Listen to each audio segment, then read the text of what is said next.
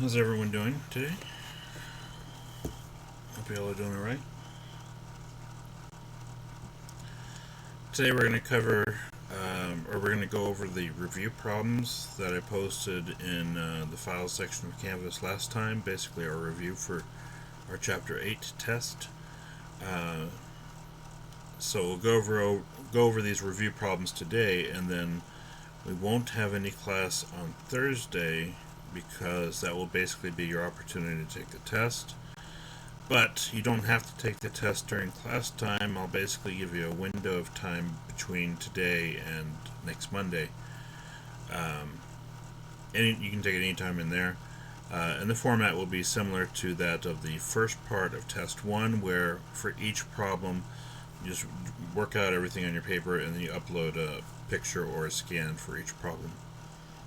Okay. So that's what you can look for. As far as the number of problems, it'll be very similar to what we see here on the review. It'll be just like it, in fact, I would say. So the same type of problems and the same number of problems. Okay.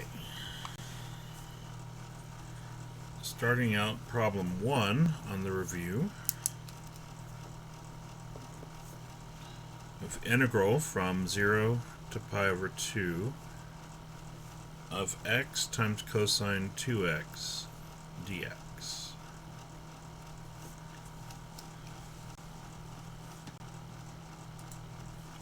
Okay. So, first thing that we do when we look at this is we notice that, one, we can't integrate it the way it is currently. We have two different types of functions. We have a polynomial x multiplied by a trig function cosine 2x. And unless we can do some kind of substitution and get rid of the x, we're not going to be able to integrate this. And it turns out we can't. So, instead we want to integrate by parts.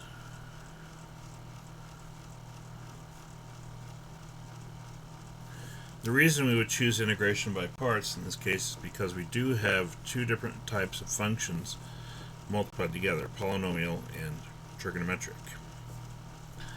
Now remember the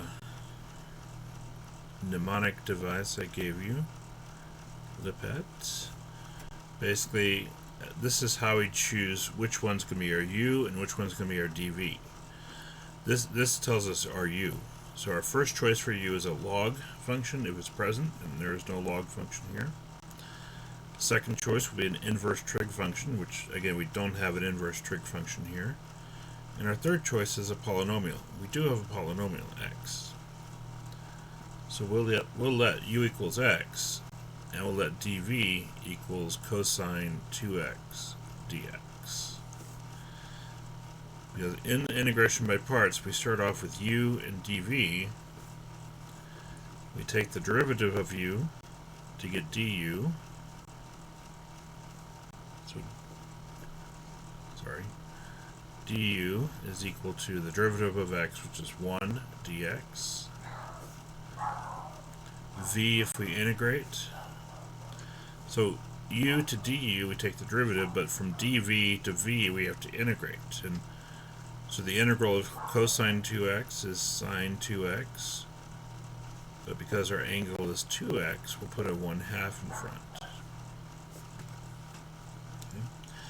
When we integrate, we divide by that number. If we differentiate, we multiply by that number.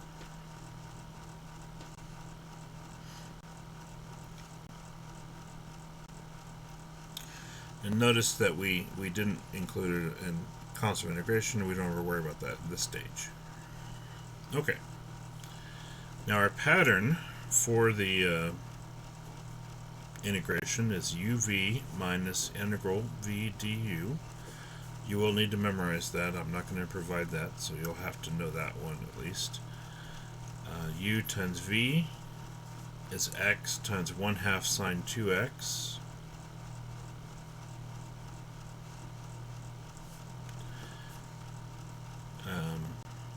And then minus And we have v times du. Now du is just dx, basically. And v is 1/2 sine 2x. Okay.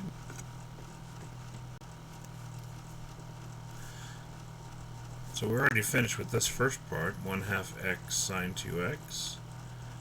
But now we have to integrate negative 1/2 sine 2x.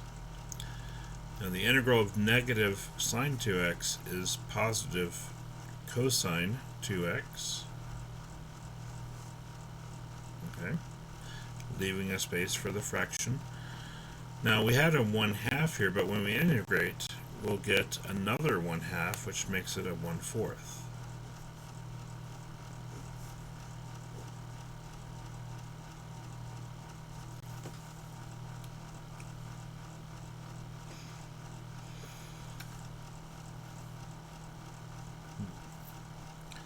So we've successfully integrated the expression. Now we need to plug in our limits of integration. So plugging in x equals 1/2. For the sine function, 2 times pi over 2 is pi. Sine of pi is 0.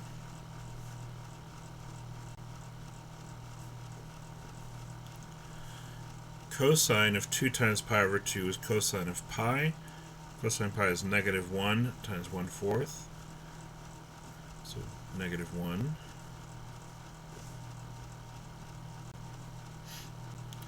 At 0,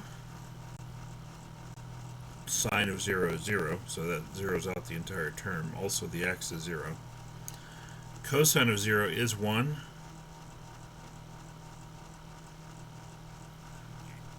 I feel like I wrote that one down wrong, I'm sorry. Cosine of 2x is 1, and then 1 times 1/4 is 1/4. Okay. So putting that together, we have 0 minus 1/4 minus 1/4, which gives us a value of negative 1/2.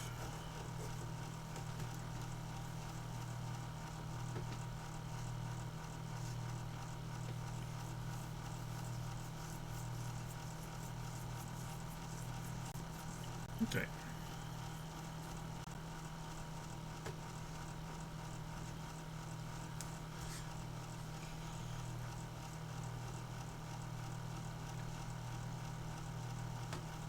So that's problem 1.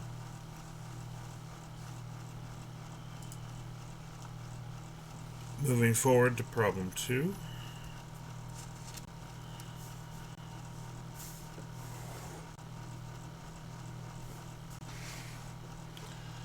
We have integral of x squared natural log of 3x dx.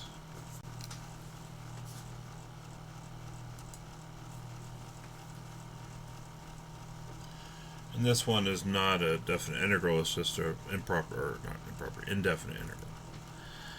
Now, this is still integration by parts, and the reason that we know it's integration by parts is that we have a polynomial term multiplying a logarithm term. We have two different types of functions here. Because we have a polynomial, we know it's a possibility that we could do a substitution and not, just do a u substitution as opposed to integration by parts. But in this case, there's really no u substitution we can do that gets rid of this term, so it's just natural log of something. That would only happen is if we had x squared here, we'd have to have like an x cubed inside of the logarithm for that to work. We don't. So we go back and we choose, okay, we need u and we need dv. Well, we said before, the pattern we use for choosing which one's going to be our use is lipad. Log is our first choice. And so, knowing that we have natural log of 3x here, that is our first option. And that leaves x squared to be our dv in this case. So now we have u, so we need to find du, which is its derivative. So the derivative of natural log of 3x would be 3 over 3x. Again, the rule is that we put this term in the denominator and its derivative goes on top. But then we could actually reduce and say that it's equal just to 1 over x dx.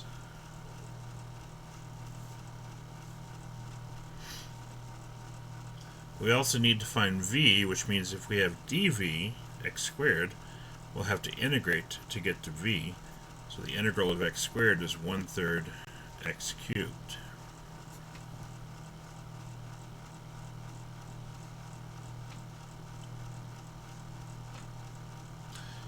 So again, how we're choosing u and dv here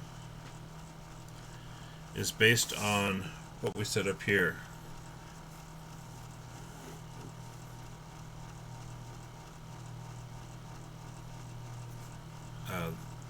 The way that we choose u is we always choose our, if we have a logarithm present first, that'll be our u. If there is no logarithm, then we choose an inverse trig function second. If there is no inverse trig function, we choose a polynomial third. If there is no polynomial, then we choose an exponential function fourth. And if there is no exponential function, then we choose a trigonometric function fifth. That's the hierarchy that we use. So in this case, when we have polynomial and trig, polynomial comes before trig, so polynomial will be our u, x will be our u, and then the cosine of 2x will be our dv, whatever's left over. Down here, we had a polynomial and a logarithm. Now the logarithm always takes precedence for being u over anything else, so we said our u was equal to that natural log of 3x in this case, and then everything else, x squared in this case, was dv. So part of that is just remembering that mnemonic device, LIPET, that means which one we choose first, LIPET, whether it's a log, inverse trig, polynomial, exponential, or trig. That's the order that we would potentially choose them in. So whichever one comes first in that list will be our u. Okay.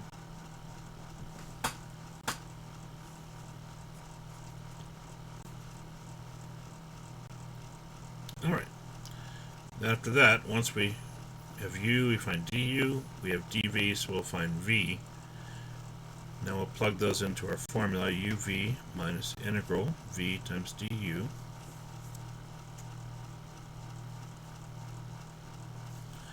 U times v would be natural log of 3x times 1/3 x cubed.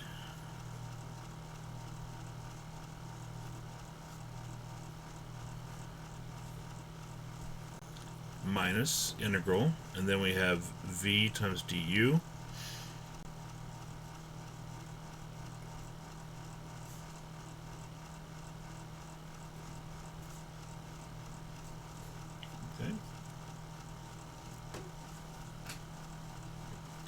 Now this first part we're basically done with. That's just a product. There's no way we can simplify that, so we'll just leave it like it is. Here we can simplify x cubed times 1 over x. Basically we think of it as x cubed divided by x. So if we take x cubed and we divide by x, we get an x squared. So we have 1/3 x cubed, natural log of 3x, minus 1/3, because I'll go ahead and factor out the 1/3 there. And then x cubed divided by x leaves x squared dx. And so we'll integrate x squared one more time.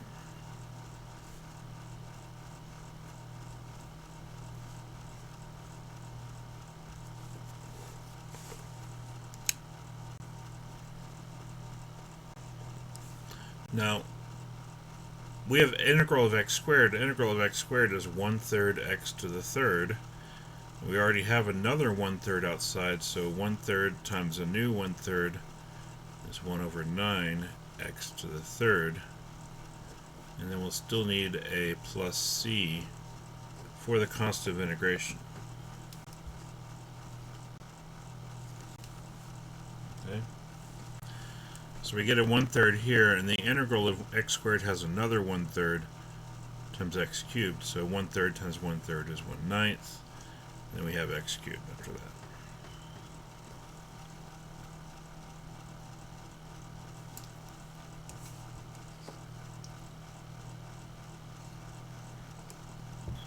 So problems 1 and 2, both of those are integration by parts problems, and it'll be the same on the exam.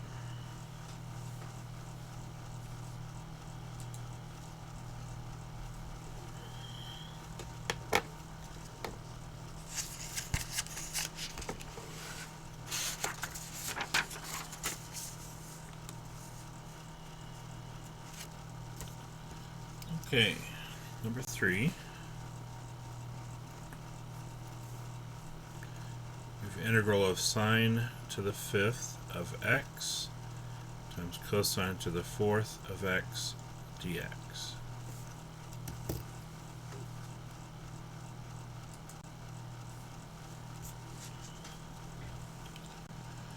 Okay, now the way that we handled this before, is that when we have sine and cosine, we're looking for which one of them has an odd exponent, if possible, which in this case we see that the sine has an odd exponent.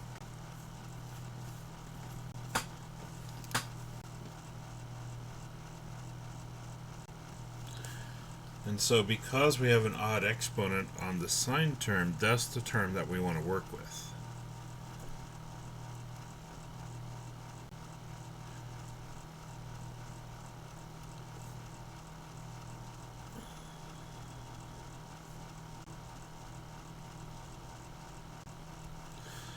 So we split up the sine to the 5th. We take one sine and just leave it as a plain sine x. That means there's 4 more to go, so we'll make sine squared and sine squared. That's our other 4. So we basically have one term by itself, like to the first power, and we want however many other squares we need to make it equal 5. So 1 plus 2 plus 2 does equal 5. We keep that single sine x the same. That's going to be the same. But sine squared of x, we use the identity 1 minus cosine squared x.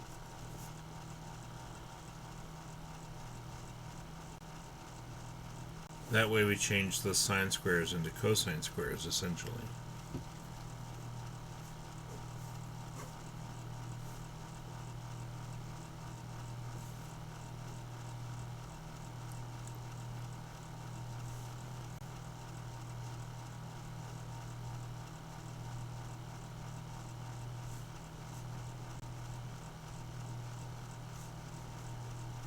Okay. So again, we picked the one that had an odd exponent, the 5. Split up sine 5th into sine times sine squared, and then each of the sine squares we change to 1 minus cosine squared. And that's one of our identities. So I'll be sure to give you an identity sheet for the trig.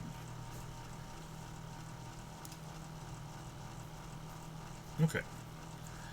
Now our substitution here, we got the single sine x by itself. We want to substitute for the other variable, the other trig function. So we'll substitute for cosine x, and its derivative is negative sine x dx.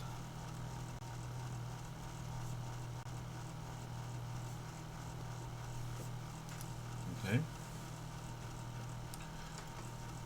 So if du is negative sine x dx, then negative du would be positive sine x dx. Now sine x dx, that's our du right there, negative du. But then u is cosine x, that's each of these cosines is now a u.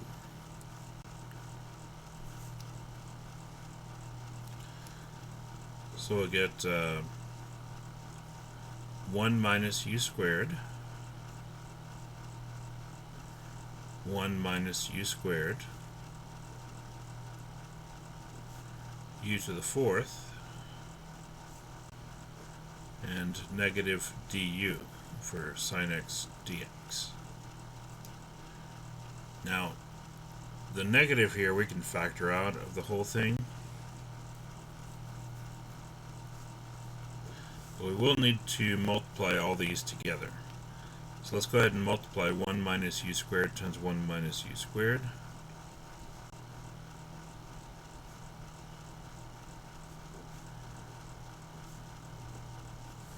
And then we have all that times u to the fourth, so we'll just distribute the u to the 4.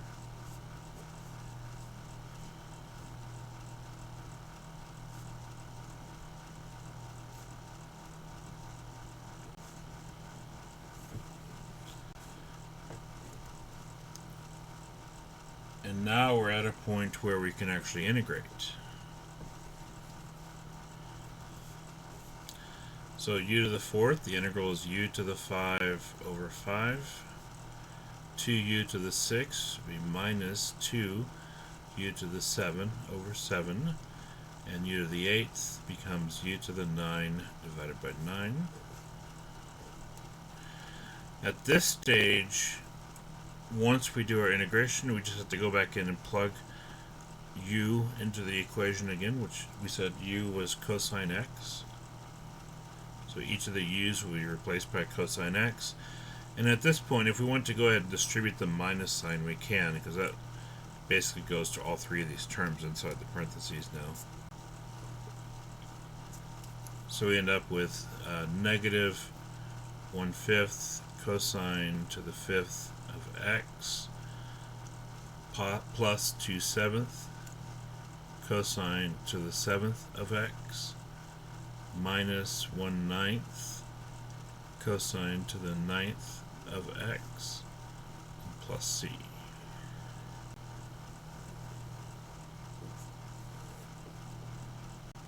And so that would be our solution. Okay.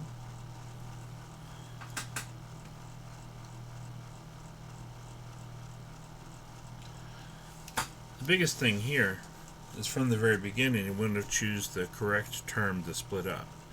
In the case of sine and cosines, we're looking for the one with the odd exponent, which is the sine in this case. They had the odd exponent. So we made it sine, and then sine squared and sine squared. That adds up to 5 total. So we want one by itself, and then as many squares as we can get to make it equal to the original. Each of our sine squares then changes into 1 minus cosine squared, leaving the sine x as it is. And then we'll substitute for cosine x, because that's what most of our terms are. We just have the one sine x, which happens to be the derivative of cosine x.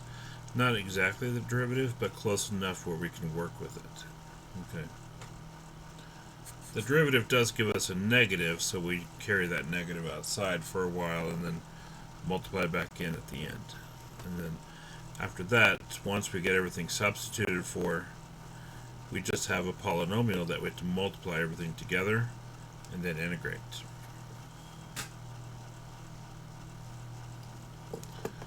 All right.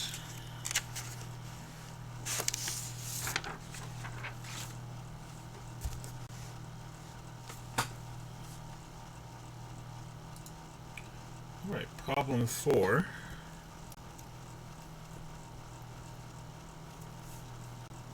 We have 2 times tangent cubed 2x times secant squared 2x dx. Oh, sorry, both of them are cubed. That's my bad.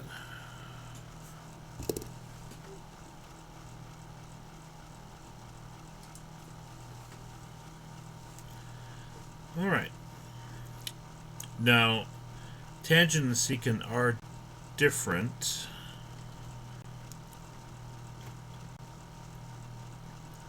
Let's see, if we have an odd number of tangents, we want to split that up.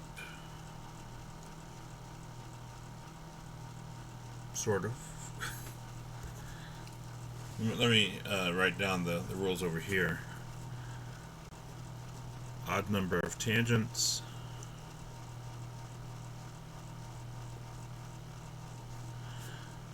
We want to save a tan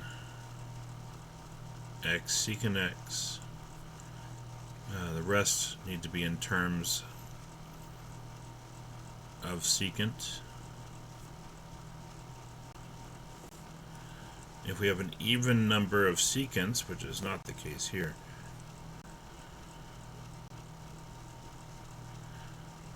then we want to save a secant squared x, and the rest have to be in terms of tangent.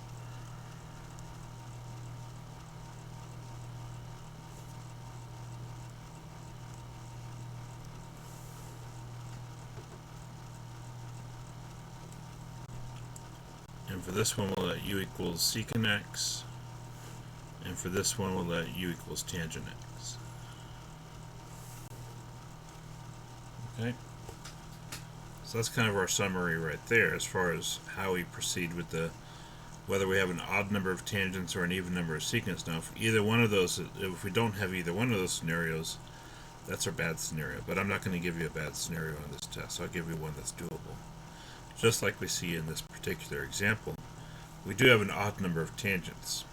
Okay, so we'll kind of look at this first approach here.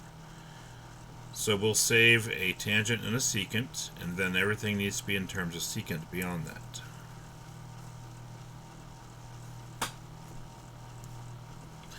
And let's not worry about the extra 2 just yet. But we need to keep a secant x and a tangent x separate. That's the one that we save. Okay. And then we still have another tangent squared and another secant squared. Now these are 2x, not x. That's my bad.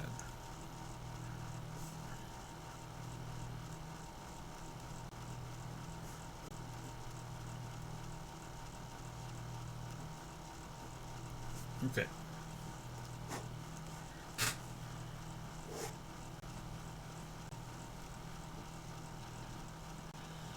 So we saved a tangent and a secant, and then we want everything else in terms of secant x. So that one's good, but we want to change tangent squared x in this case. Tangent squared x is equal to secant squared x minus 1.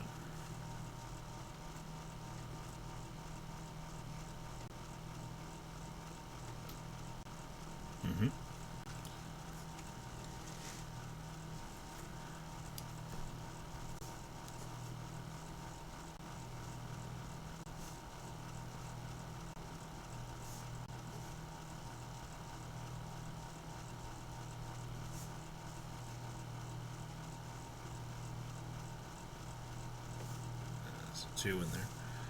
Sorry. Alright. Now, in this problem, normally we would say u equals secant x.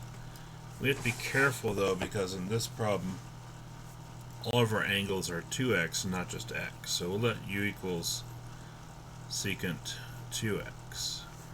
Okay.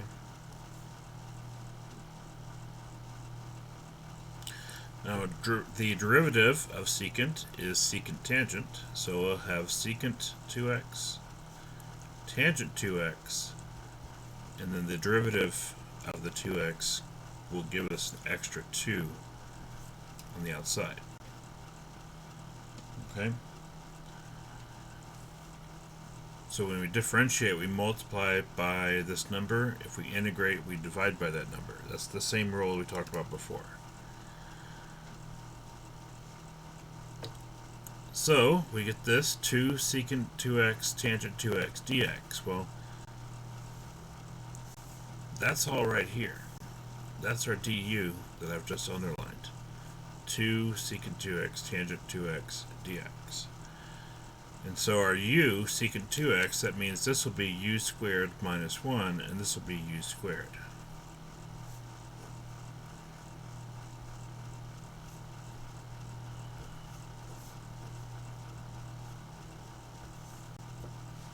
Okay? So we have u squared minus 1, u squared, and the rest of this is du.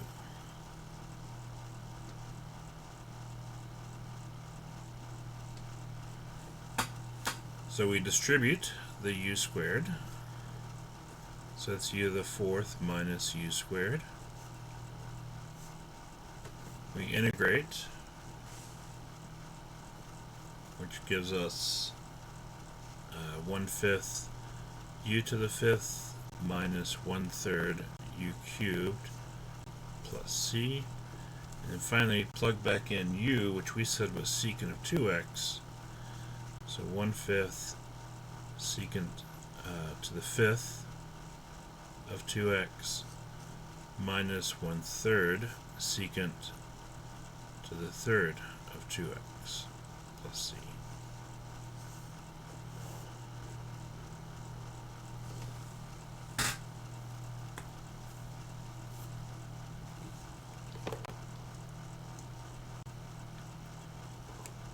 Okay. So two of those problems where we have either a combination of sine and cosine or a secant and tangent, and we follow the process as I outlined it. For sine and cosine, we always look for which one has the odd exponent and split that one up. It's a little bit more complicated with tangent and secant, but again, if we have an odd number of tangents, then we take this approach, and if we have an even number of secants, then we take this other approach. Now, if both of those are true, if we have an odd number of tangents and an even number of secants, we could go either way. But we want to pick one way and stick with it. That's what the other part of that is. If it could be that both of those are true, and the same with the sine and cosine, where both of them are odd. Just pick one and go with it. It doesn't really matter which one in that case.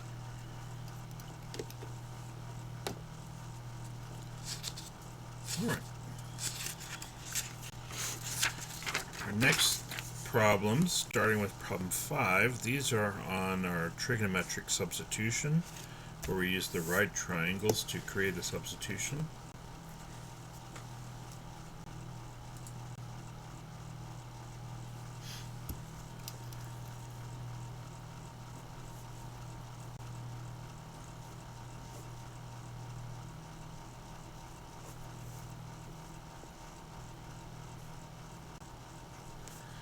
Here we have the square root of x squared plus 9 over x to the fourth times dx.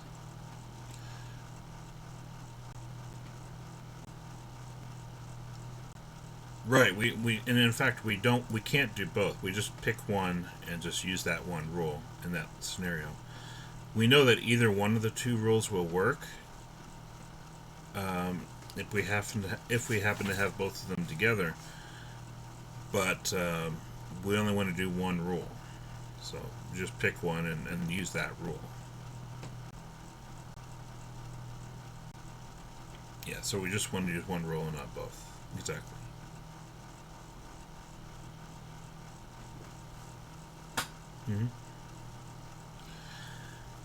Now, these problems were kind of the indicating factor that we have what's called a trig substitution problem.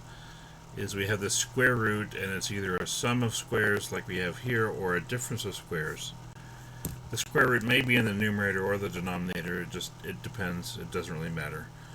And basically we don't see any other way where we could solve the problem.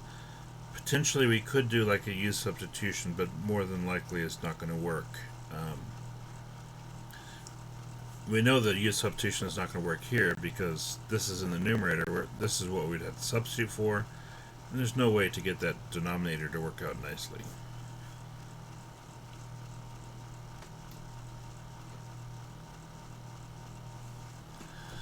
Alright. Let me go back to the screen. Alright. So, this is our square root. We have a sum of two squares. Anytime we have a sum of two squares, we know that's going to be on the hypotenuse. And again, that's based on the Pythagorean theorem. That means that the two legs are x and 3. My personal preference is to put x here and the 3 here. That way we can use secant rather than cosecant, and tangent rather than cotangent, which I believe is preferential. Okay. But again, this has to be on the hypotenuse because it's the sum of the squares, because we have a squared plus b squared equals c squared. A squared is 9, b squared is x squared, so x squared plus 9, that's c squared, and then we take the square root to get c by itself. Now, based on this triangle, we need to create expressions for x, for dx, and for the square root of x squared plus 9. Now, when we want to find an expression for x, let's pair it with a 3. So like for x over 3, that would actually be opposite over adjacent relative to our angle, so that's tangent of theta. So we can say x is equal to 3 tangent theta, and by taking the derivative we can find dx. And so the derivative of 3 tangent theta is 3 secant squared theta, d theta. Now we also need a formula for the square root of x squared plus 9, and again we want to relate that to our 3, so we're going to take from theta, this will be the hypotenuse over the adjacent side.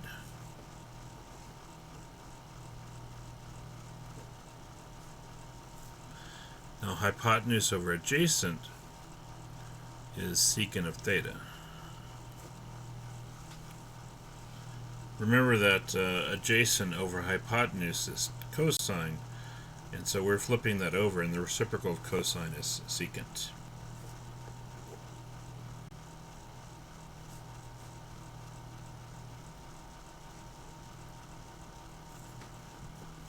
Okay. These are the 3 terms down here that we need. This will help us complete our substitution. So we needed to find x, we needed to find dx, and an expression for the radical, which is 3 secant theta.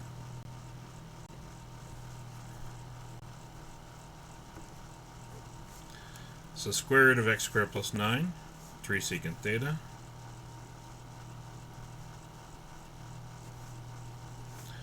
Dx, 3 secant squared theta, d theta.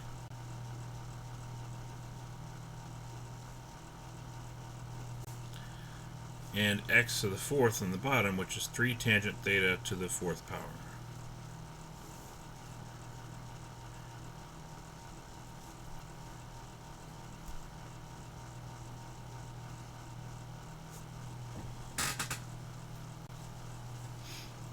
Okay. Let's simplify the numbers first of all. On the top we know we have 3 times 3, which is 9.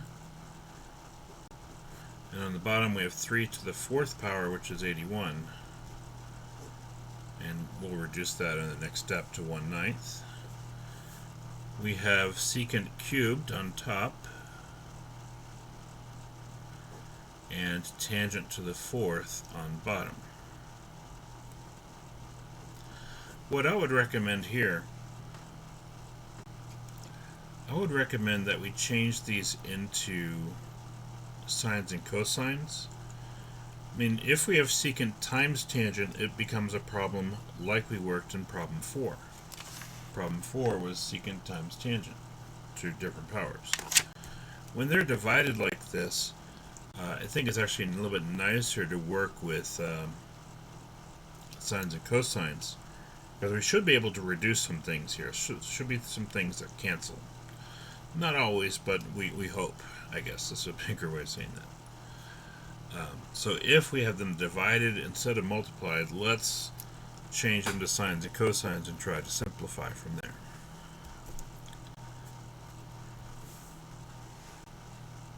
Okay, so I said that was a 1/9 on the outside.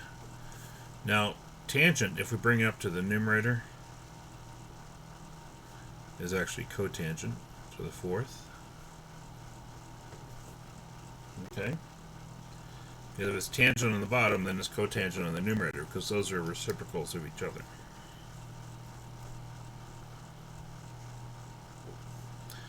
Secant of theta is 1 over cosine, so we'll say 1 over cosine cubed theta. Cotangent is cosine over sine, so it's cosine to the fourth over cosine, or over sine to the fourth, my bad. Theta.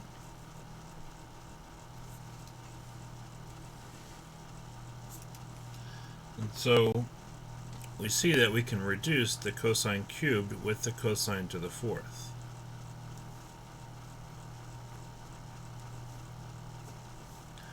And so that would leave us with a single cosine on the numerator and sine to the fourth of theta on the denominator, d theta.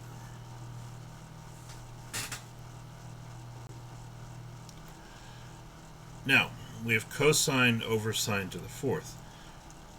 Because we have a single cosine term on top and a cosine to the fourth on the bottom, one thing we might consider is a u substitution. In fact, we know that the derivative of sine is cosine, and vice versa to an extent. But because this one's raised to the fourth power,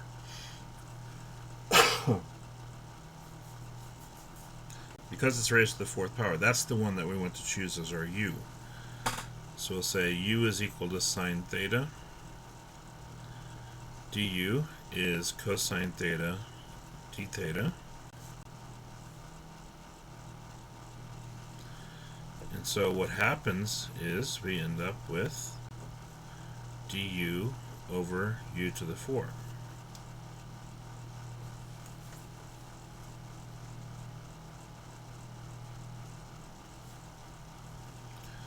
Now, to integrate, it might be better to change that to u to the negative 4 du. And then we can complete our integration with the power rule.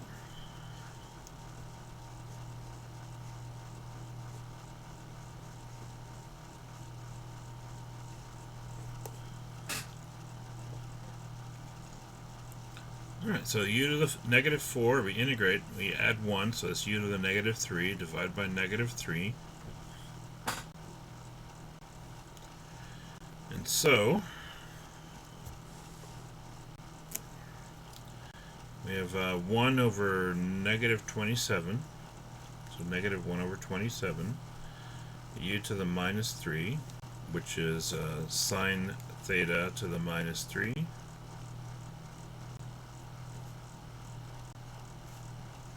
Plus c. Now the question is, what is sine of theta? Well, we go back to our triangle. We say, okay, what's sine of theta? Well, sine is opposite over hypotenuse, so that's x over the square root of x squared plus 9.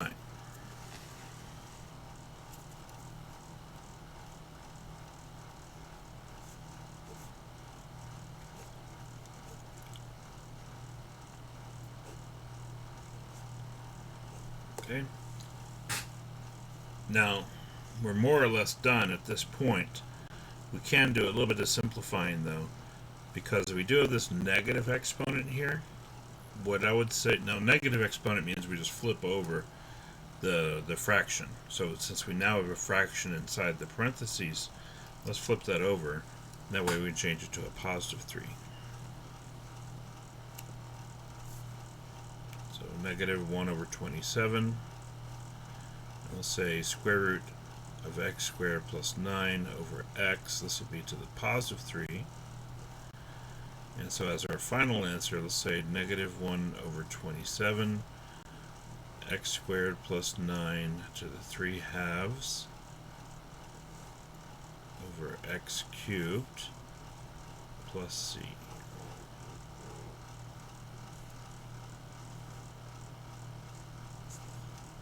Okay.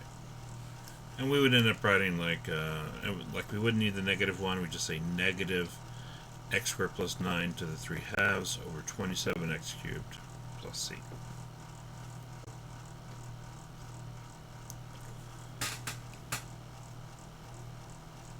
Okay.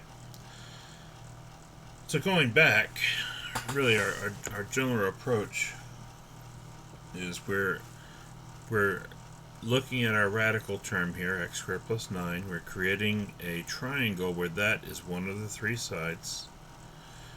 If it's plus, it's always the hypotenuse. If it's minus, we can put it on the leg over here. But yeah, this is x squared plus 9, so that's hypotenuse. We figure out calculations for x, dx, and the radical based on this angle theta. So x is 3 times tangent theta. Take its derivative. We do the same thing over here for the square root of x squared plus 9. It's 3 secant theta. We plug that in, we simplified, we continue to simplify until we get to a point where we can't simplify any further, but we can now do a u substitution in this case. So we either simplify it to a point where we can integrate, or we can do a u substitution. Potentially, we could end up doing a process similar to what we did in problems 3 and 4. Like if we had a secant times tangent or sine times cosine, where they're both raised to a power. Potentially, with that scenario, it could come up here, and we would proceed to work that problem like we did those other two. It just depends on what we have here.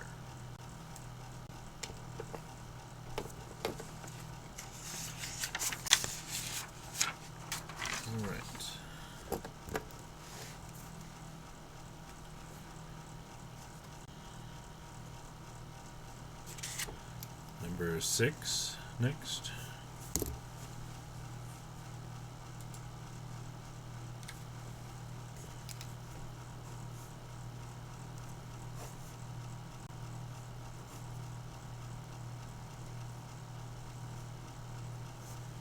Okay.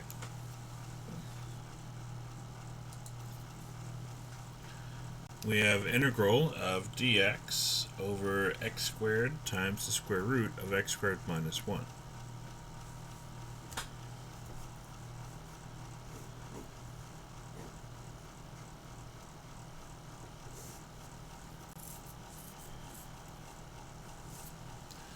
Now this time our square root is a difference of squares, so we're going to put it on the right edge here. Now, whichever term is positive, we have positive x squared underneath, we'll put x on the hypotenuse, and whichever term is negative, we'll put a 1 on the other leg. And again, a squared plus b squared will equal c squared.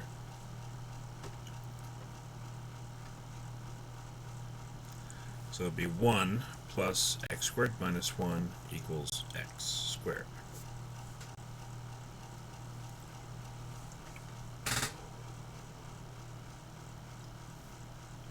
Now that we have the triangle, we can set up our x or dx and our square root substitutions. For x, again, we compare that to 1, so that would be relative to theta, hypotenuse over adjacent. So x is secant theta. Dx would just be the derivative, which is secant theta, tangent theta, d theta. And then our square root of x squared minus 1, that would be relative to theta, opposite over adjacent, so that would be tangent theta.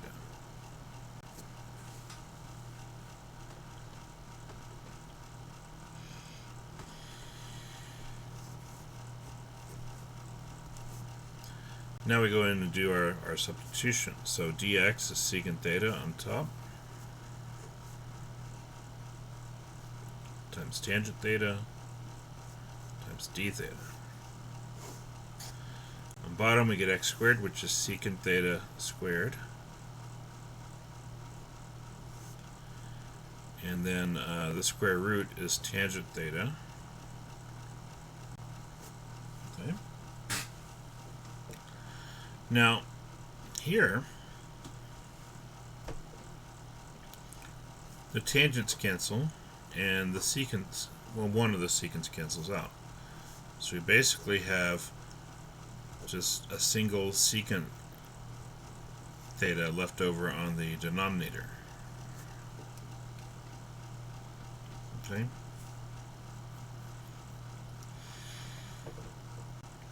We had secant over secant squared, so one secant's remaining, tangents cancel, d theta is still on top. Now again, if we have secant theta on the bottom, we can move that up to the numerator and take its reciprocal. And the reciprocal of secant is actually cosine of theta.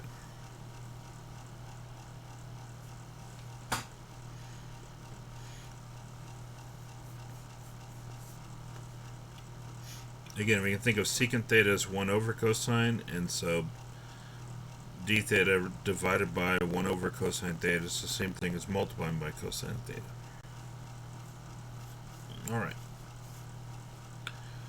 Next we have the integral of cosine theta, which is sine theta. And I integrated, so I don't need to bracket our integral anymore. And then we just go back into the triangle and figure out, okay, what is sine of theta? Well, sine theta is opposite over hypotenuse, so square root of x squared minus 1 over x plus c.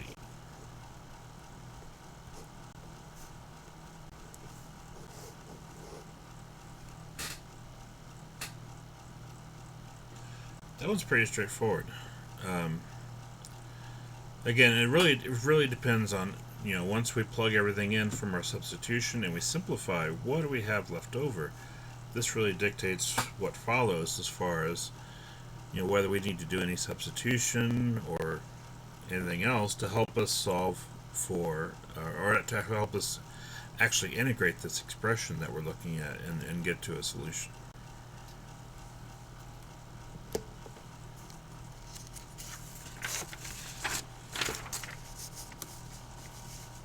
Alright, 7, I believe, is also a triangle problem.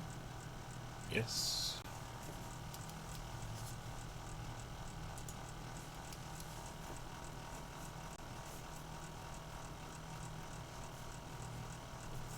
Okay.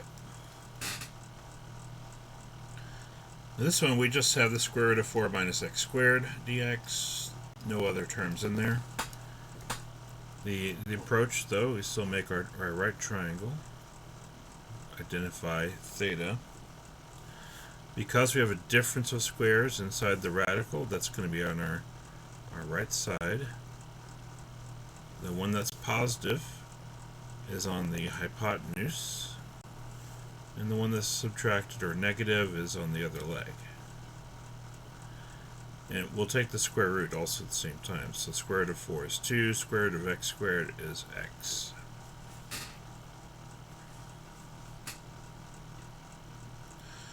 Okay, so we need a formula for x. Now relative to theta, we have x over 2. That would be adjacent over hypotenuse, which is cosine of theta.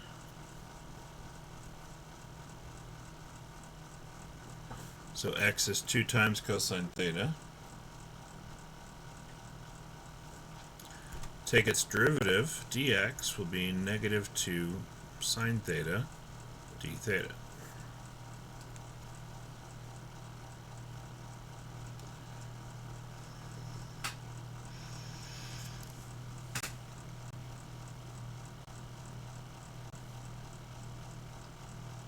Okay, let's see. Alright, so we have x and dx. We need a substitution for the square root. Now the square root from theta is opposite and the constant is on the hypotenuse. So if we did opposite over hypotenuse, we would have square root of 4 minus x squared over 2. That is sine of theta.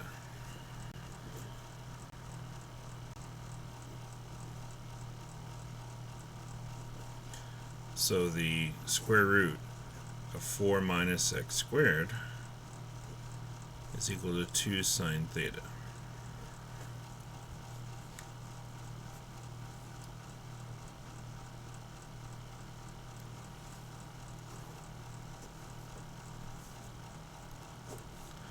So we substitute for the square root, which is 2 sine theta.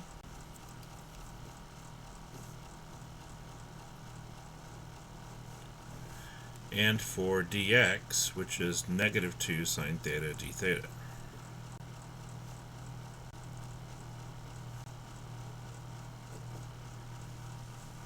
Okay. Multiplying those together, we have a negative 4 with the constant. I'm just going to write that on the outside of the integral. And then we have sine times sine, so that'll be sine squared theta d theta. Now, we've talked about this scenario before, where if we have sine squared or cosine squared, or any even exponent for that matter, we have to use what's called the power reducing formula.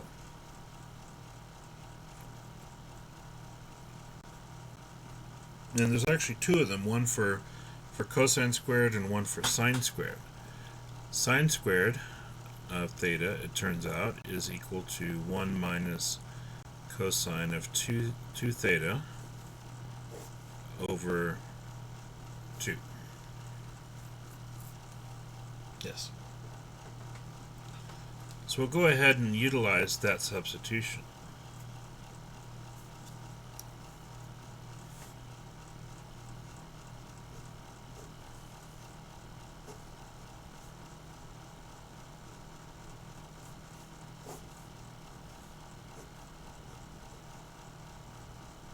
It's still theta. I keep trying to write u, but it's theta. Sorry.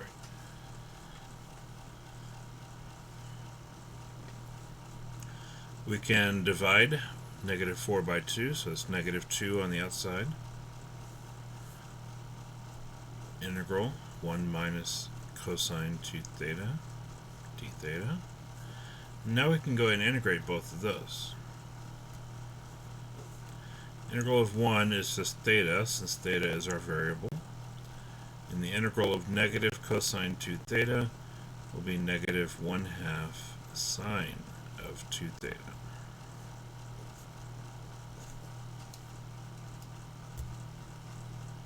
Okay. And so the question is, what is theta and what is sine of 2 theta? Well, in this case, neither one of those is really given in our triangle.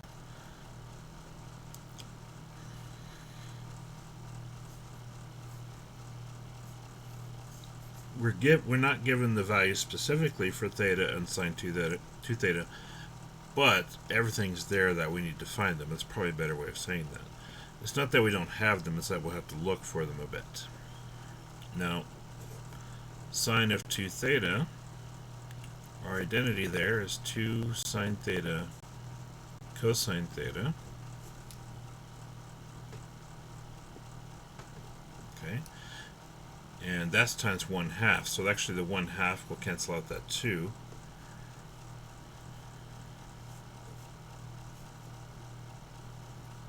So it'll be minus sine theta cosine theta. Okay. And now we go back to our triangle. Sine of theta. Well, we already found sine of theta. That's square root of 4 minus x squared over 2. And we found cosine of theta. It's x over 2.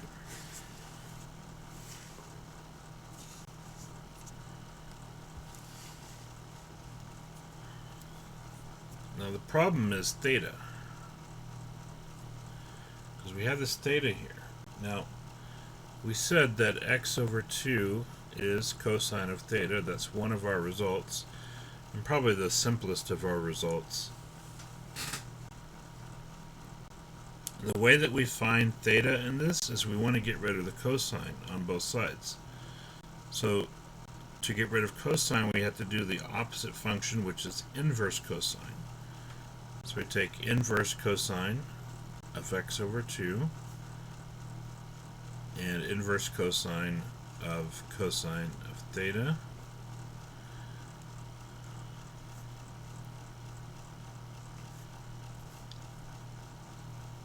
Okay. Inverse cosine of cosine cancels, so we can just say theta is inverse cosine of x over 2.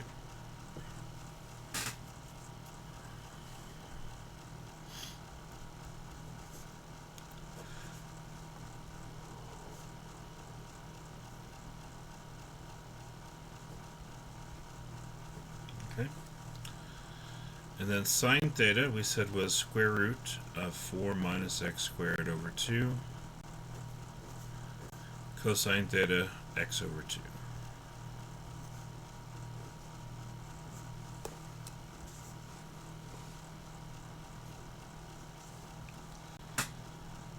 Okay.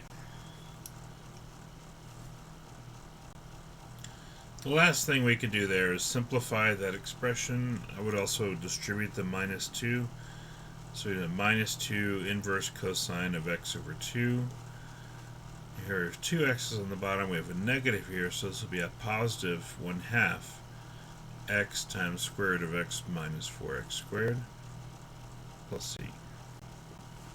Let's see.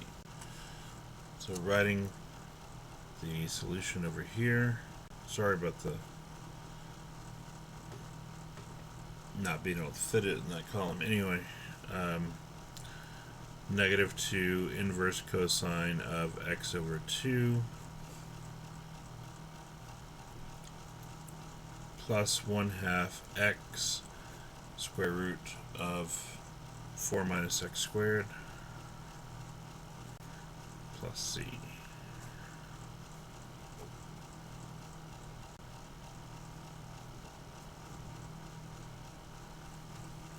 Okay. And so that's our solution right there for that integral.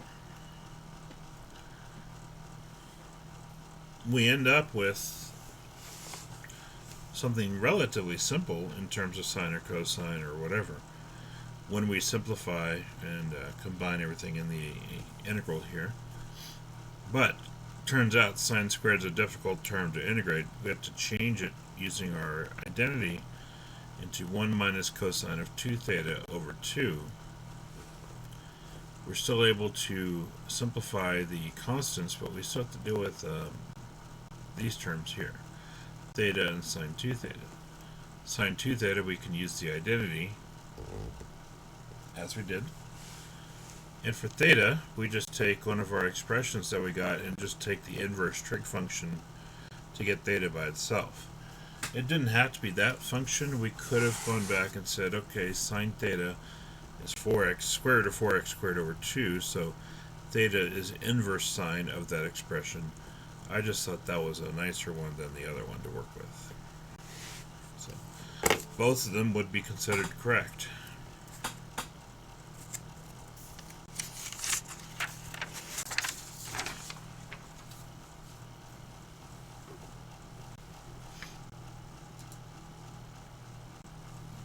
Okay.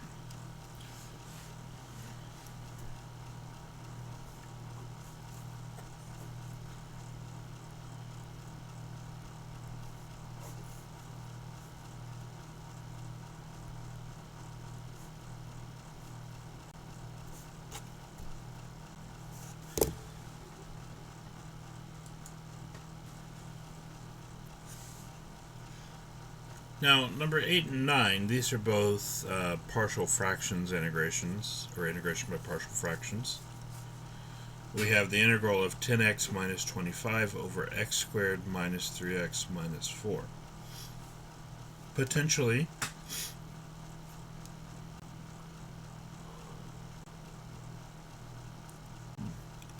this is it could be a U substitution in certain scenarios, but it would be very specific scenarios where that would work.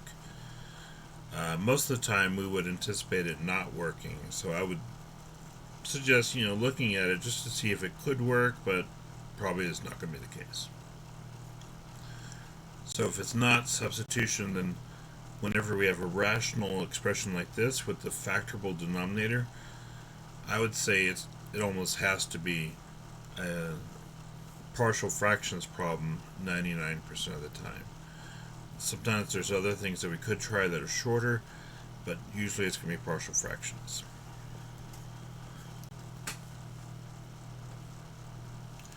Now the way that it works with partial fractions is that we can factor this denominator. First of all, that's x minus 4 and x plus 1.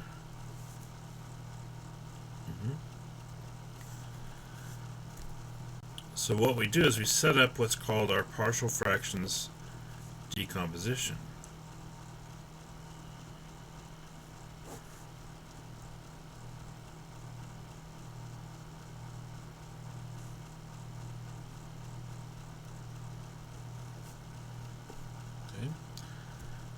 And the idea is that if we have two different factors in this first denominator, when we split up this expression, we're going to get one value a over one denominator x minus 4, and the second value b over the denominator x plus 1.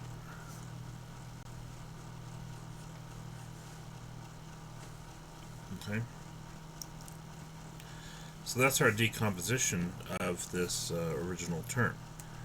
We had to factor the denominator first so we can tell what we needed to split this up into based on that. Then we'll go through and multiply by the original denominator, because that's by default the common denominator.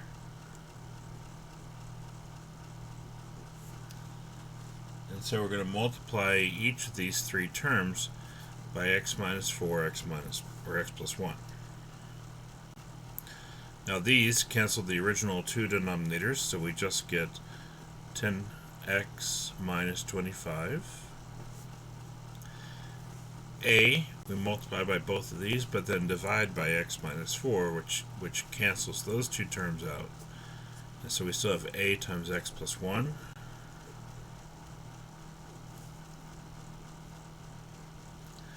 And then for b, we know multiplying these two times b, x plus 1 will cancel, and then we'll still have x minus 4.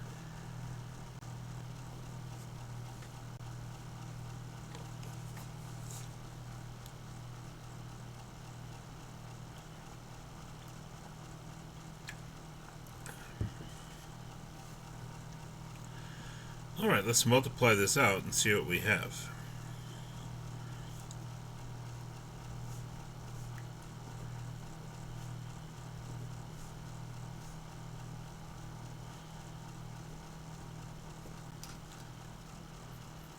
Okay.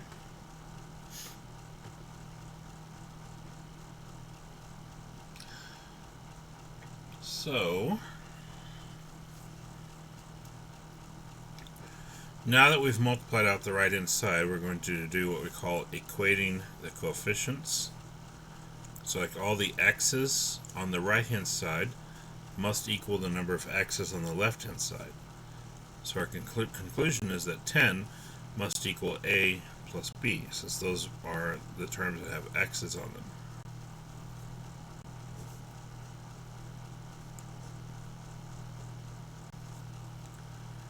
We do the same thing for the constants. We have a negative 25, we have an a, and we have a minus 4b.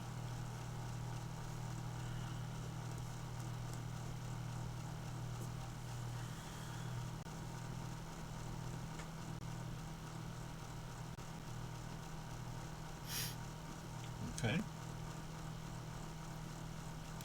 And so what that does is it gives us a system of equations with two unknowns that we need to solve. And again, I encourage you to use either substitution methods, or we could use elimination. I like elimination in this case because it tends to work pretty easily. I would recommend we multiply the second equation by negative 1, so we get a and negative a.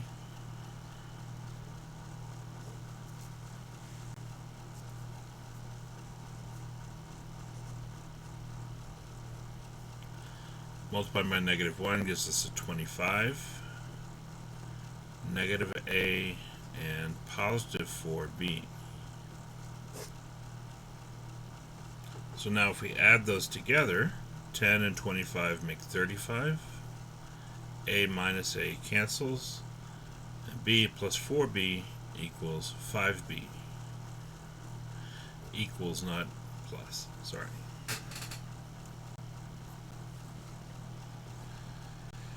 And so if 5b is equal to 35, we can just divide by the 5 and say b is equal to 7.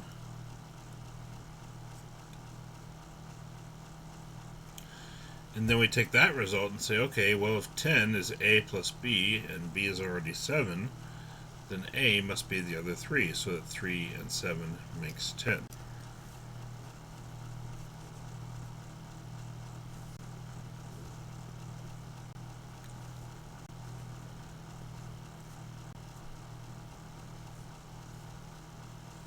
So we end up with a equals 3.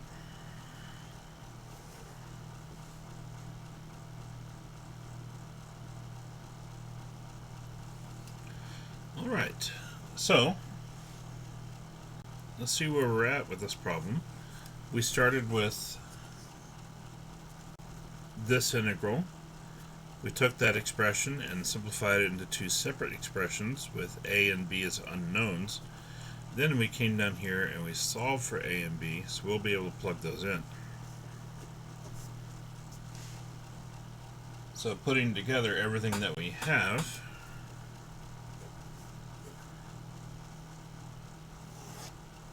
that means that we have the integral of, and we said that this would equal a over x minus 4, which is 3 over x minus 4, plus b over x plus 1, b is 7, so 7 over x plus 1.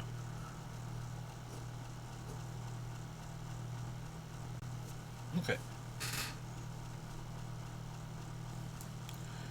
Now we can integrate.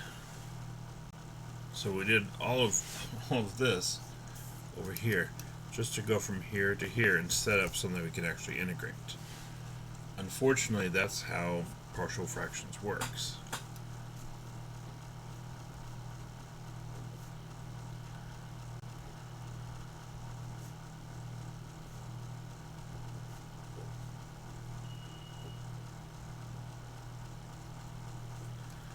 Okay, so if we have 3 over x minus 4, we can make it 3 times integral of 1 over x minus 4 dx. And if we have 7 over x minus 1, we can make it 7 integral of 1 over x plus 1 dx. So that is natural log of x minus 4 and natural log of x plus 1 plus c.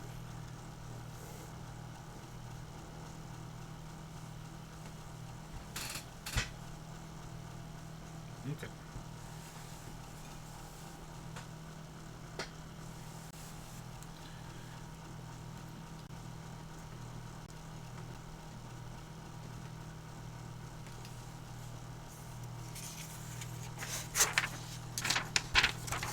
Number 9 is also a partial fractions problem. I don't remember if it's more difficult or about the same.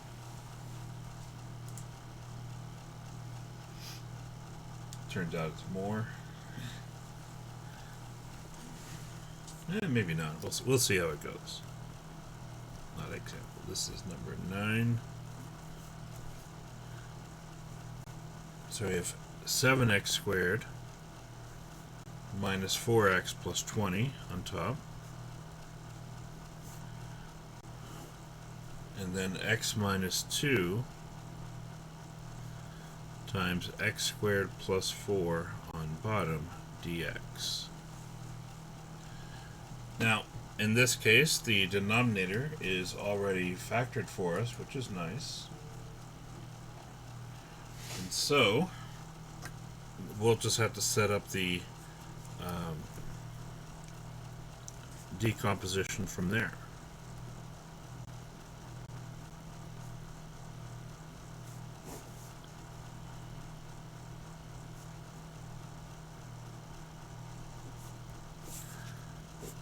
So on one term we'll have x minus 2, and on the other we'll have x squared plus 4.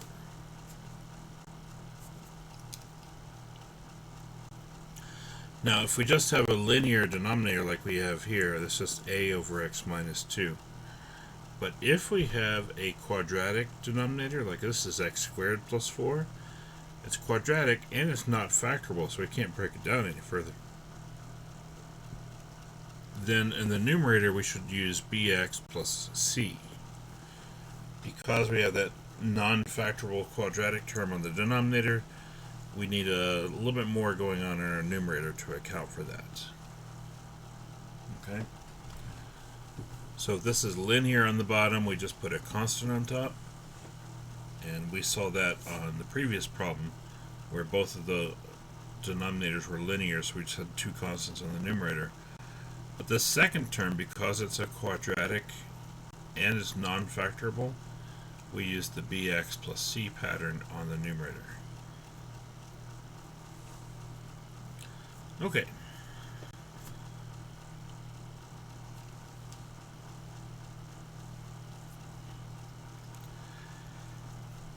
So we have these three terms, and we're multiplying all of those by x minus 2 and x squared plus 4.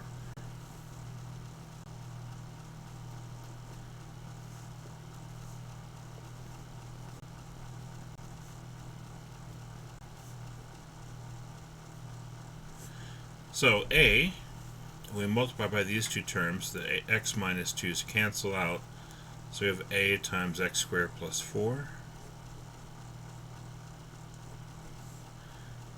Bx plus c over x squared plus 4. The x squared plus 4 is cancelled out this time, so we have bx plus c times x minus 2.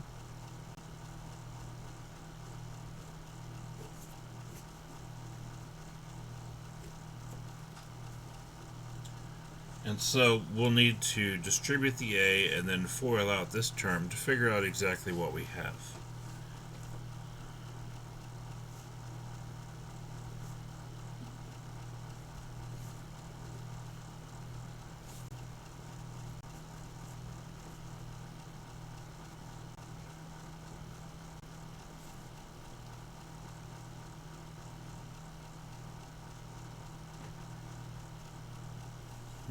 So we have minus 2 bx, we have plus 1 cx, and we have c times minus 2. Okay.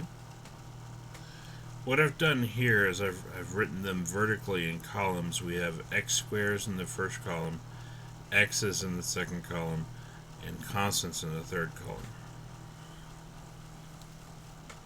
This is because, once again, we're going to set those equal to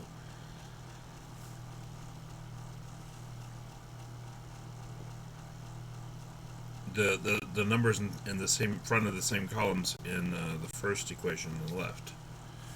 So our x squares here must equal our 7x squared on the left hand side, so a plus b must be 7.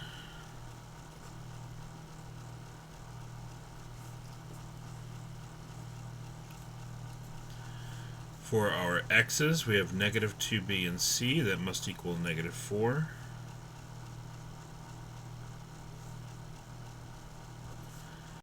And for the 20, it's equal to 4a minus 2c.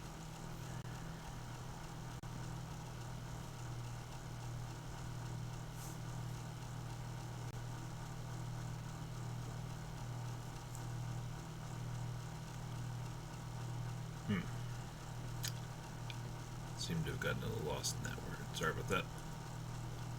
Alright. So we just have to solve that system. Now, there's different ways that we can do this.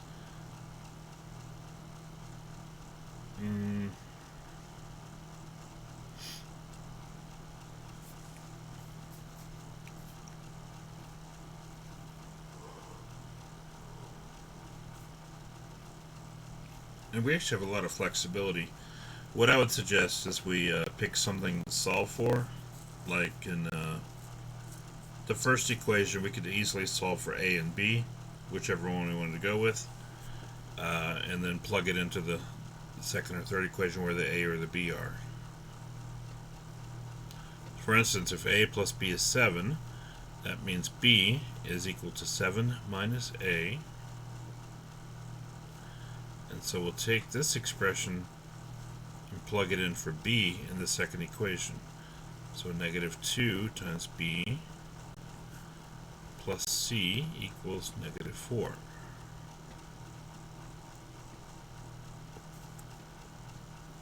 So that is 2a minus 14 plus c equals negative 4.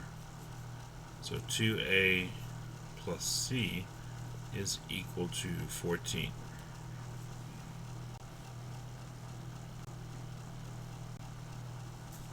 Sorry about that.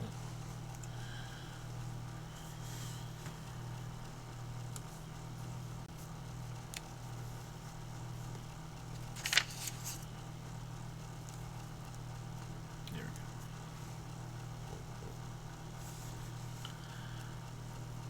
So we took the first equation and plugged it into the second to get this equation.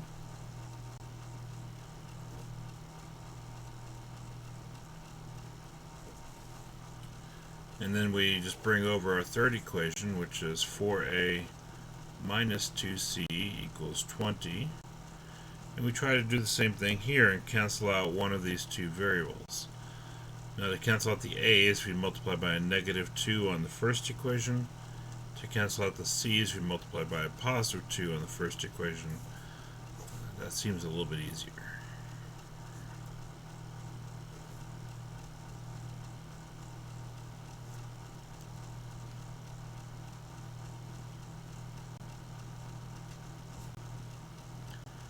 Anyway, that's 28. So now we should be able to add those together and solve for all three of our unknowns. So this is 8a, the c's cancel, we get 48. 8a equals 48, so a is equal to 6.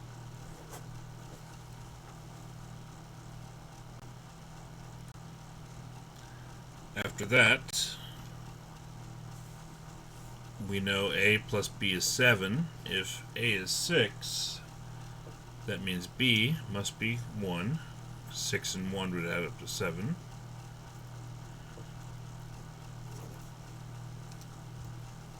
so I've made that note there. And finally, negative 2b plus c is equal to negative 4.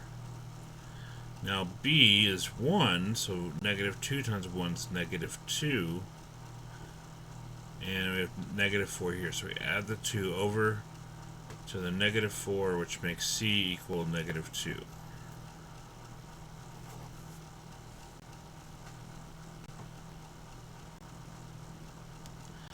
Alright, so we found a, b, and c. A is 6, b is 1, c is negative 2. And this is really just algebra that we're doing here, but we need to make sure that we pay attention to each of those little steps along the way. So now that we've found a, b, and c, let's plug those back in to our decomposition.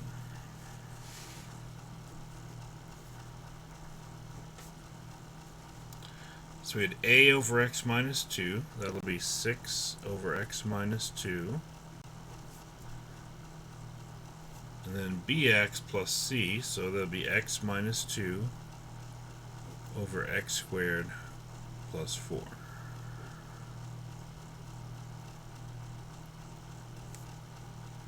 Okay.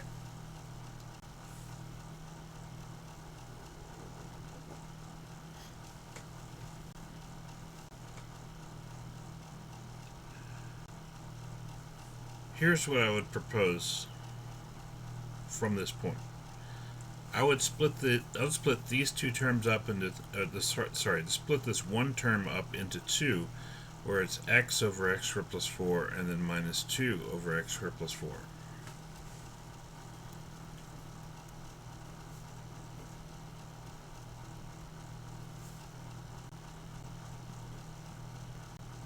typically that's what we'll have to do there if we have three different terms like we have in this case.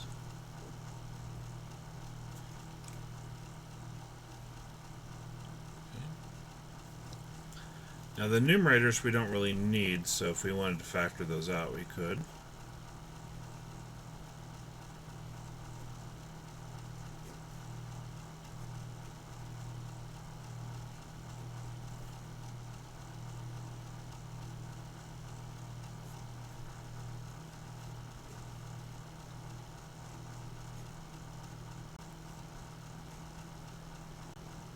That's a 1 over x squared plus 4 dx. Okay.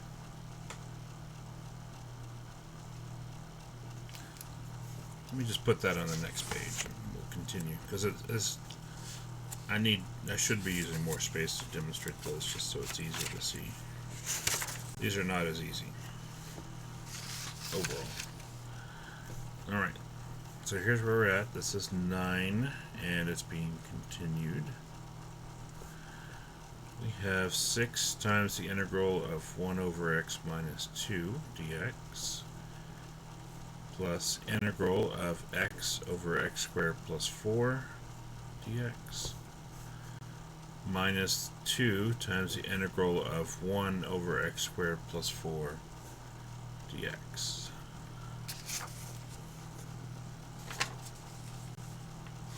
Put that right there. Okay. The first one is just going to be a natural log. When we integrate, that'll be natural log of x minus 2. We're okay there. This one actually requires a substitution.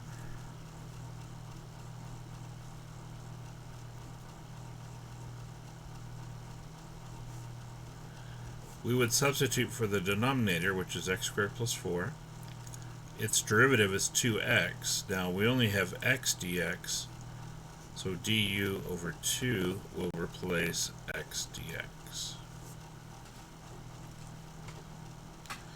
Now this one's strange as well. This one's stranger even, because we have the sum of the squares on the bottom but a constant on the numerator. Because we don't have an x in the numerator, we can't use the same approach we just did. So we cannot do a u substitution in this case. Instead, this is one of our special trig integrals. And if it does happen that this comes up on the exam, I will make sure to give you a hint, including the formula for that trig integral or derivative, whichever one that we're looking at. Just so that you don't overlook this, mainly. But the idea is that if we have integral of 1 over x squared plus a squared dx, that's equal to 1 over a inverse tangent of x over a plus c.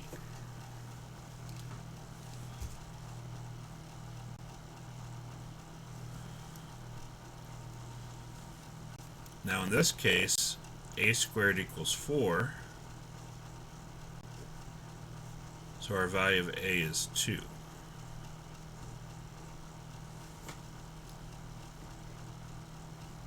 Okay.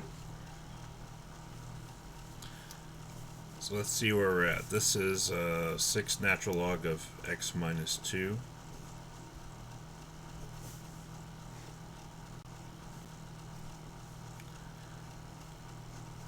We did a u substitution here. We get a 1/2 integral du over u. And this is minus 2 times, let's see, a we said was 2, so 1/2 inverse tangent or arctangent of x over 2 plus c.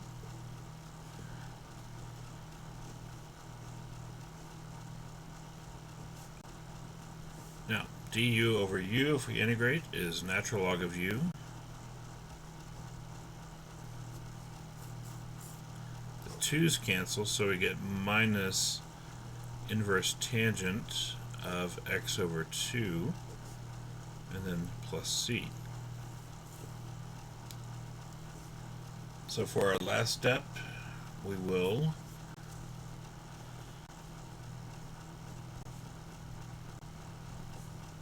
replace u. U is x squared plus 4.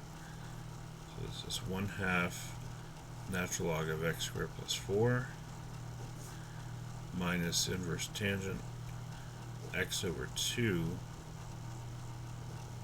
plus c.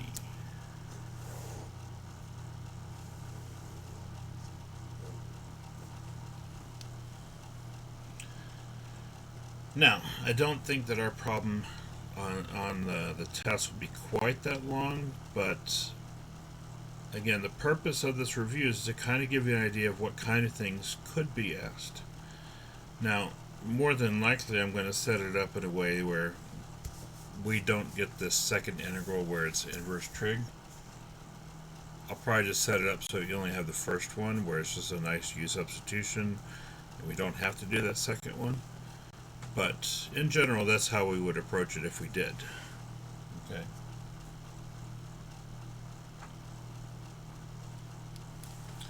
Alright, that takes care of 9.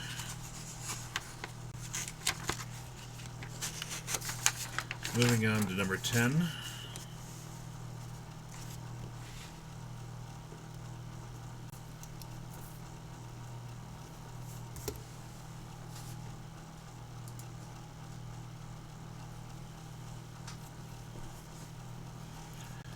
We have the integral from 0 to 2 of sine of x squared dx.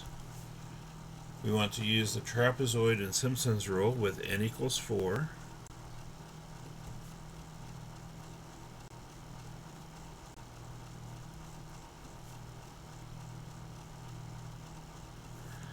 And we know the approximate answer is 0.8048.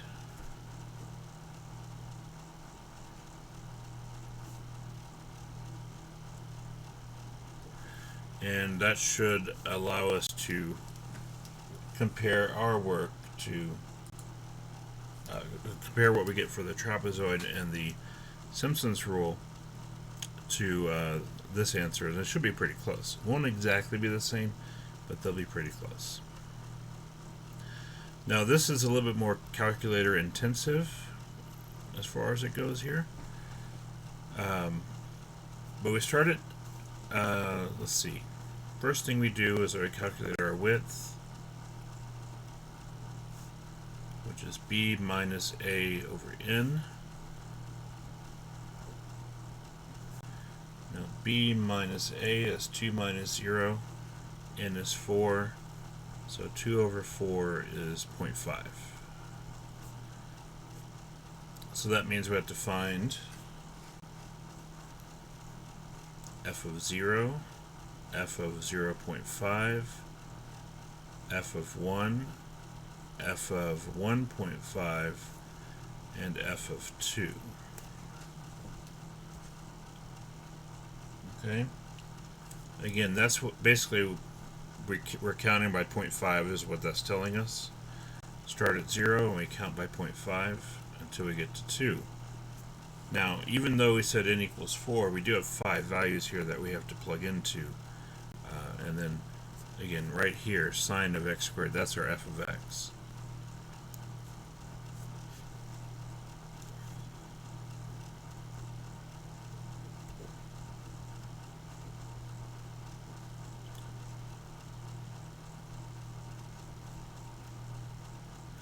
And the thing that we want to be careful of is because we have a trig function, we want to make sure we're using radians when we plug that in.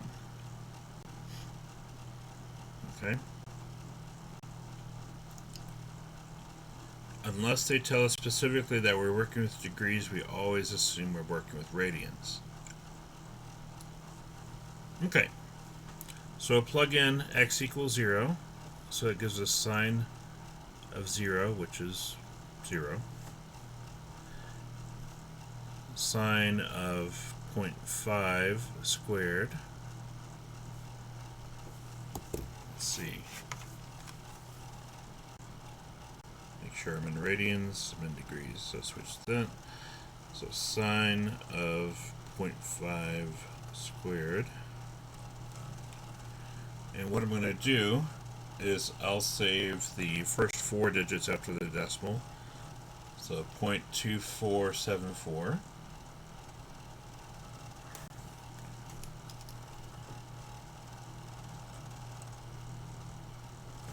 F of 1 would be sine of 1,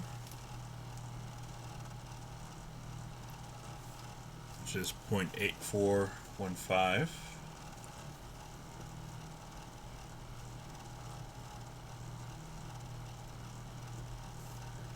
For 1.5, we get sine of 1.5 squared.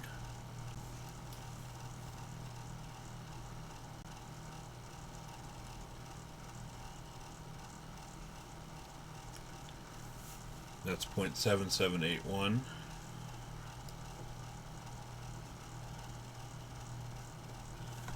And for f of 2, we end up with sine of 4.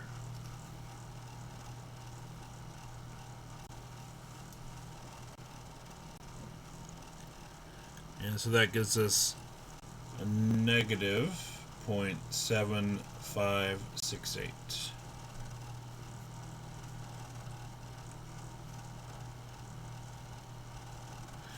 Now we might look at that and say, well, we have a negative number, that's kind of concerning. But as long as we proceed with our process like we should, it'll work out. Okay, we'll just make sure we don't lose track of the fact that that one number is negative. Okay. So A, we want trapezoid rule. So T4 is it's B minus A over 2n. So it's basically our width divided by 2. And then inside we put f of 0 plus 2 times f of 0.5 plus 2 times f of 1 plus 2 times f of 1.5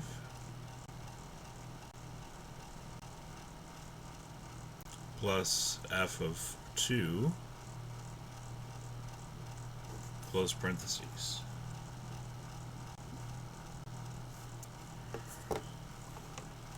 Okay.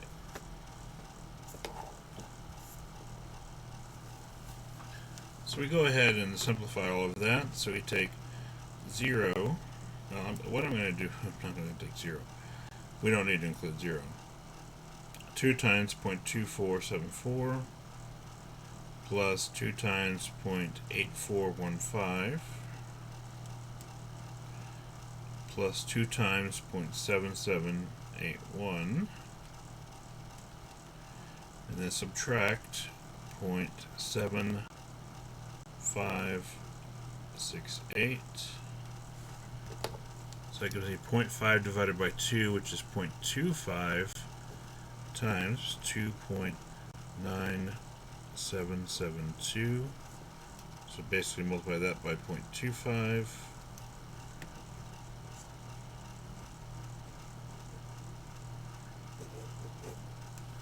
So it gives us a value of 0.7443.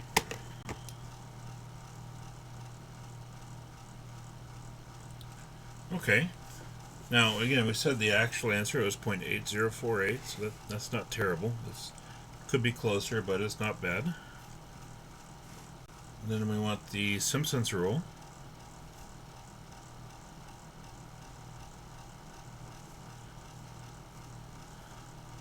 So S4 is the width, 0.5 divided by 3. We do 0 plus 4 times 0.2474 plus 2 times 0.8415 plus 4 times 0.7781 and minus 0.7568.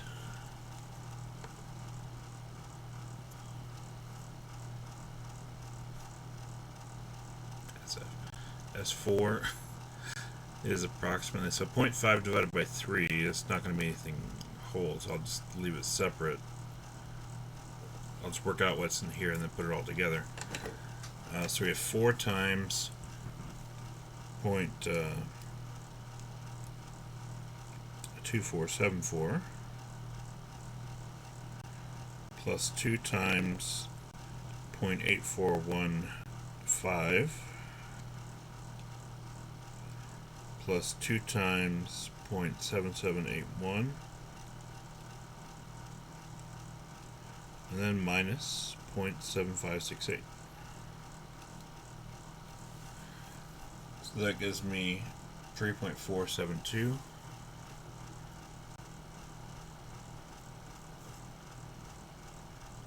So multiplying that by 0.5 and then dividing by 3.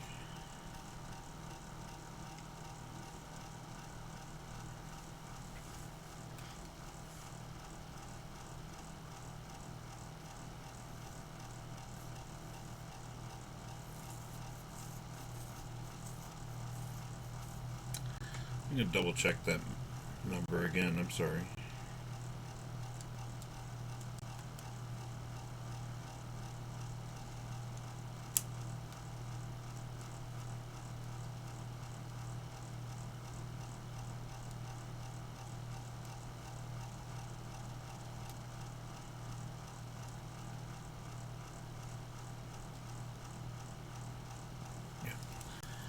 I got a different number in here the second time. I'm sorry about that. 5.0282. And I must have shifted a decimal somewhere in one of those terms. So multiply by 0.5 and then divide by 3. And it gives us 0.8380. Which is a much better answer than what I got the other way. The first time. But yeah, still pretty close to the actual answer. 8048. Neither one is terribly accurate, but Simpson's seems a little bit closer than Trapezoid.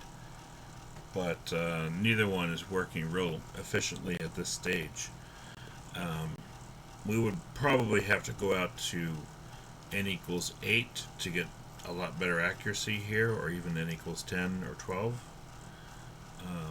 That will certainly give us more accuracy the higher the number it is, but at the same time it creates the issue that we have so many more points to find in between, so it makes it harder in that sense.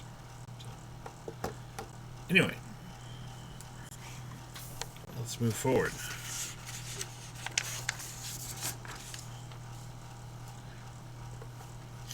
This is number 11. These last two problems are improper integrals.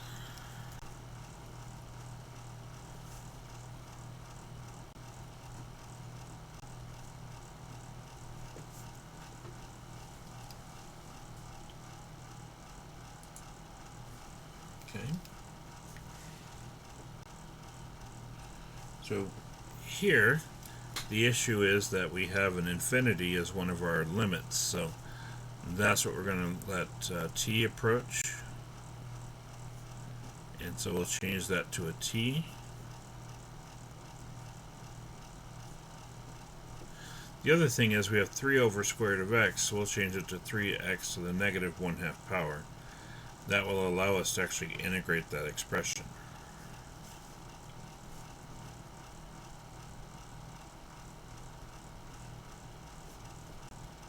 So integrating 3x to the negative 1/2 will be 3x to the 1/2 divided by 1/2 from 1 to t.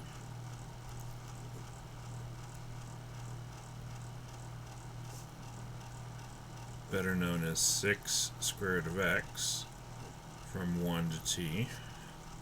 If we divide by 1/2, it's the same as multiplying 3 by 2, which gives us the 6. Then, if we plug in our limits of integration, plug in t, so it's 6 root t If we plug in 1, we just get 6. But if we plug in infinity, basically square root of infinity is still infinite. So we end up with 6 times infinity minus 6, which that goes to infinity. And so in this case, the limit does not exist.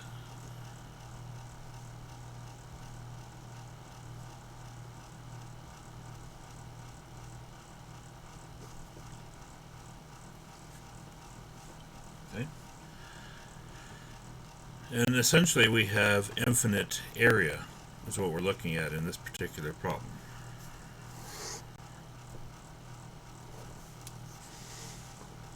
Okay, the number 12.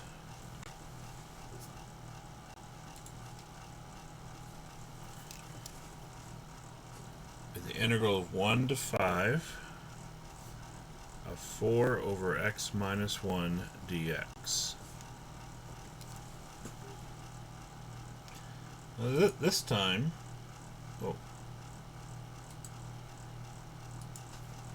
click the wrong button. This time, our problem is that x equals 1 right here. This function at 4 over x minus 1, if we plug in x equals 1, we get 4 divided by 0, which is undefined. So this equation that's being integrated is discontinuous at 1. So we'll let limit as t approaches 1 from the right of t to 5 of 4 over x minus 1 dx. Okay. Now the 4 can be factored out of everything and even out of the limit if we want to, which is nice.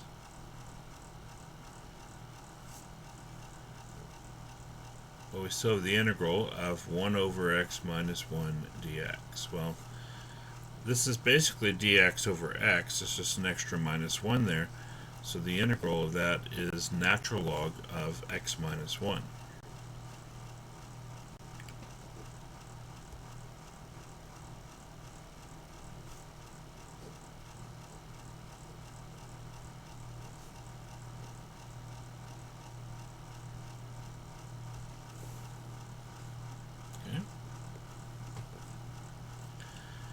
Now,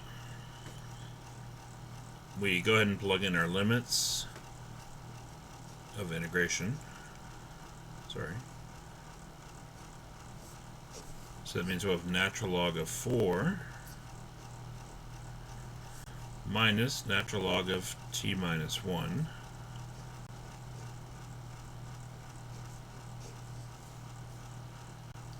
and so we get 4 times natural log of 4 minus natural log of 0 from the right.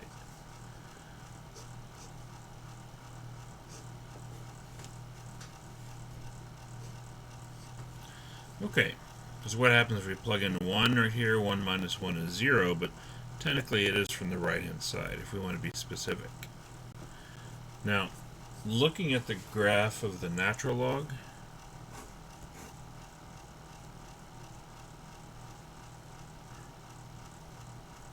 looks something like that.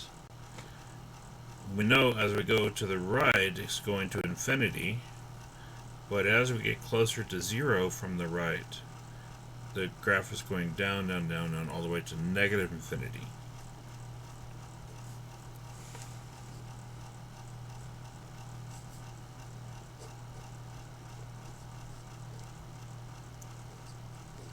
So it's natural log of 4 minus a negative infinity, which means it's actually plus infinity, so it's infinite once again. So limit does not exist. Therefore, the integral is infinite, or the area is infinite. But yeah,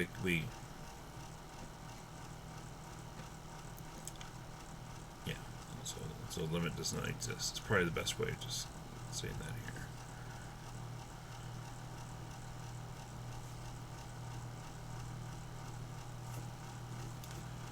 Okay.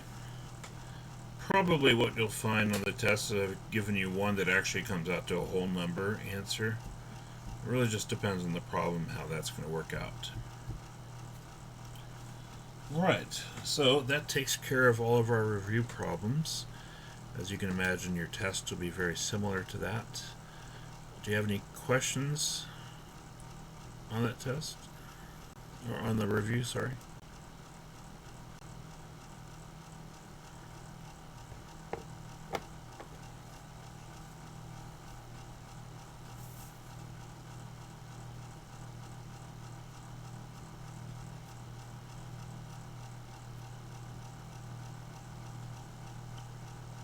Okay. So we will leave it at that for today. Again, no class on Thursday. There's giving you an opportunity to take the test during that time. I'll go ahead and make an announcement on Canvas, including a link to this particular lecture. So if you want to go back and review, you can. And also, again, go include the main details about this exam. So it should be available later this afternoon, and you can take it from anytime from then until Monday evening next week. So good luck with the test, everyone. And again, if you have questions before you take the test, email me, and I can go over anything that you need to, or again, look back at this review. Hopefully that is a reasonable explanation about how to work these problems. But take care, everyone, and I'll see you again on Tuesday next week, where we start Chapter 9. Have a good one.